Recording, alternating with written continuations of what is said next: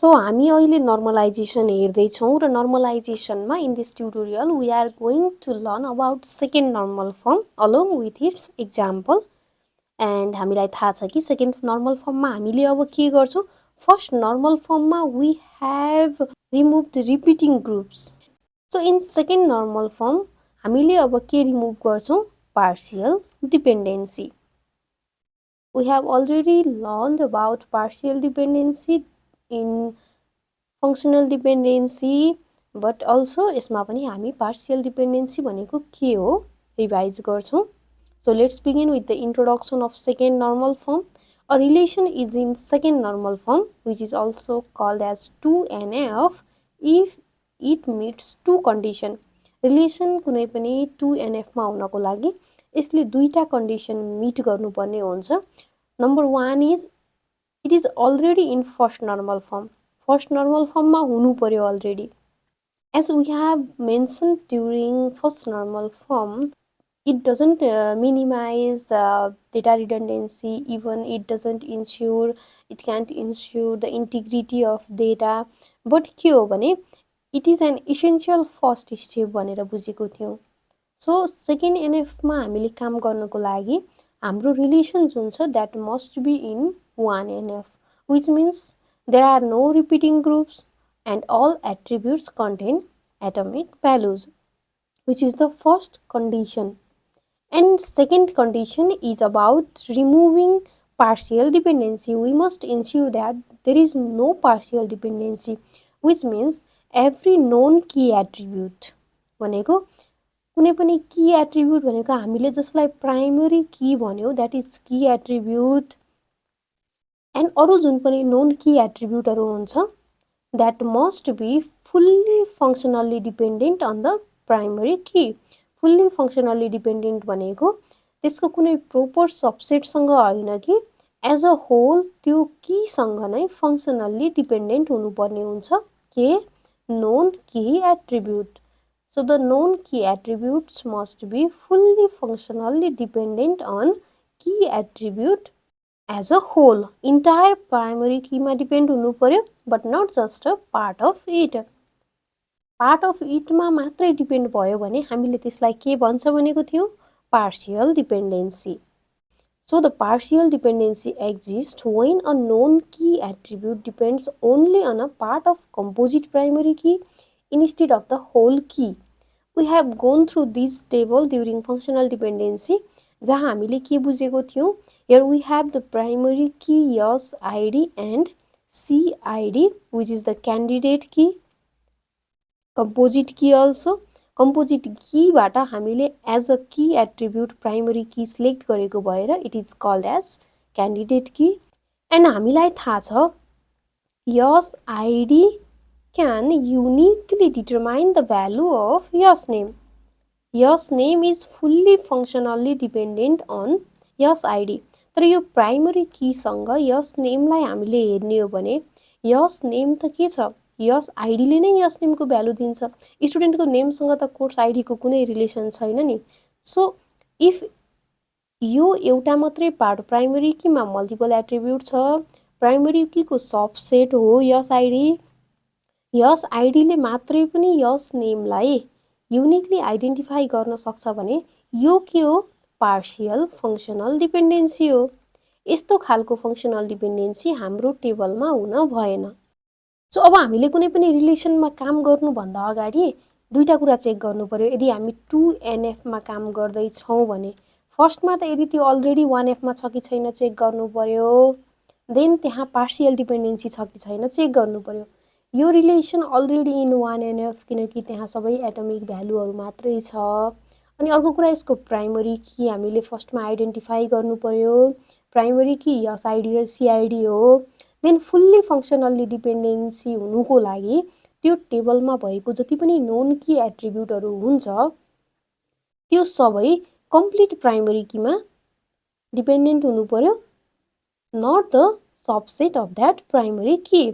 तर यो टेबलको सिनेरियोमा हेर्ने हो भने S name depends only on S ID, CID course name depends only on CID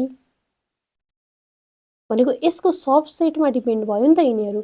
this violates the rule of second normal form. So this partial dependency causes data redundancy and update anomalies. So partial dependency हुँदाखेरि के हुँदो रहेछ, data रिडन्डेन्सी त हुँदो रहेछ plus update anomaly पनि हुने भयो. So the process of 2NF के छ त, हामीले सेकेन्ड नर्मल फर्ममा लैजानको लागि अब के काम गर्छौं त. फर्स्टमा हामीले प्राइमरी की आइडेन्टिफाई गर्नु पर्यो. यो सिनेरियोमा हाम्रो प्राइमरी की त के छ, यस आइडी र सी आइडी. यो हामीलाई अलरेडी थाहा छ.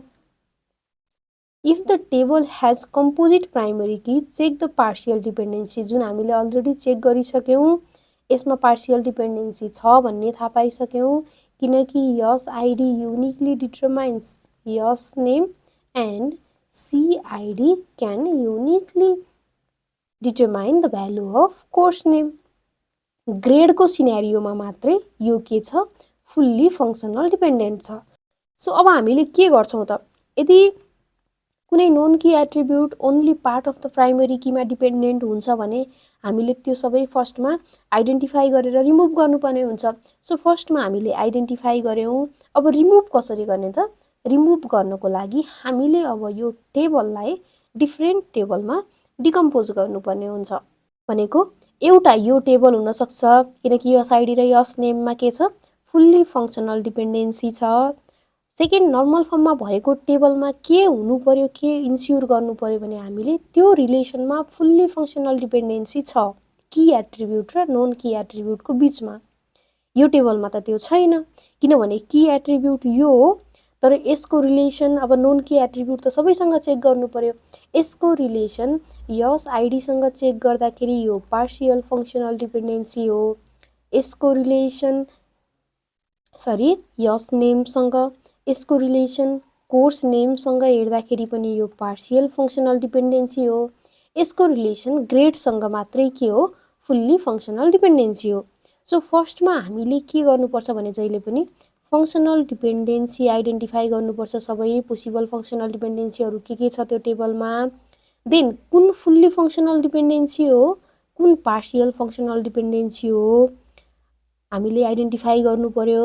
देन पार्शियललाई रिमुभ गरेर हामीले टेबल डिकम्पोज गर्दाखेरि हाम्रो सबै रिलेसन अथवा टेबल कुन फर्ममा हुनु पर्यो, त्यहाँ भित्रको की एट्रिब्युट र नोन की एट्रिब्युटको बीचमा फुल्ली फङ्सनल डिपेन्डेन्सी हुनु पर्यो त्यो रिलेसन उनीहरुको. सो अब हामी यसलाई कसरी गर्छौं त भनेर हामीले हेर्ने हो भने हामीले फर्स्टमा यस आइडी र यस नेममा के छ, यो फुल्ली फङ्सनल डिपेन्डेन्सी छ. S ID can uniquely determine the value of S name. C ID र सी नेमको बीचमा पनि फुल्ली फङ्सनल डिपेन्डेन्सी छ. यो कुन टेबल हुन्छ, यो टेबल 1. हामीले टेबलको नेमिङ पनि गर्नुपर्ने हुन्छ. टेबल 1 स्टुडेन्ट टेबल भयो. देन यो टेबल 2 भयो. टेबल 2 कुन टेबल भयो, यो कोर्स टेबल भयो. देन अब टेबल 3 हामीसँग कुन हुन्छ, यस आइडी, सी आइडी र ग्रेड. यो अब उसको ग्रेडसँग रिलेटेड टेबल होला. सपोज अब रिनेम गर्ने बेलामा आफूले के नेम दिने भन्ने कुरा आफूले ख्याल गर्ने. यो भनेको सेकेन्ड नर्मल फर्म भयो. अब यहाँ सबै रिलेसनहरुमा के छ, फुल्ली फङ्सनल डिपेन्डेन्सी छ. भनेको टेबल 1 मा पनि S name depends only on S ID. Then यो सिनेरियोमा पनि फुल्ली फङ्सनल डिपेन्डेन्सी छ. यो सिनेरियोमा पनि फुल्ली फङ्सनल डिपेन्डेन्सी छ, किनकि स्टुडेन्ट आइडी हटायौं भने ल ग्रेड चाहियो भन्यो भने ल यो कोर्सको ग्रेड चाहियो, ओएस को ग्रेड चाहियो. ओएस को ग्रेड त यहाँ स्टुडेन्ट पिच्छे हुन्छ. हल स्टुडेन्टको जति स्टुडेन्ट छ सबैमा ओएस को ग्रेड हुन्छ. कुन स्टुडेन्टको त, जसको आइडी 1 छ त्यो स्टुडेन्टको.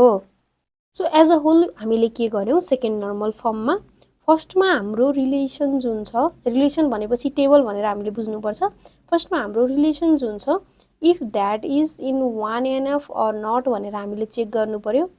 Then if the primary key of that relation is composite key, यदि प्राइमरी की हाम्रो युनिक की छ, एउटा मात्रै सिंगल की छ, सिम्पल की छ भने त्यो सिनेरियोमा यो इस्यु हुँदैन. तर इफ कम्पोजिट की छ भने कम्पोजिट कीको सबसेटमा मात्रै पनि कुनै नोन की फुल्ली डिपेन्डेन्ट हुन्छ भने फङ्सनल्ली डिपेन्डेन्ट हुन्छ भने त्यसलाई हामी पार्शियल डिपेन्डेन्सी भन्छौँ so we need to identify if there is partial dependency or not partial functional dependency exist छ छैन चेक गर्ने एन्ड इफ छ भने हामीले अब के गर्ने टेबल डिकम्पोज गर्ने but still it is not adequate for ensuring the integrity of database किनकि अझै पनि यहाँ केही एनोमेलीहरू अझै हुन्छ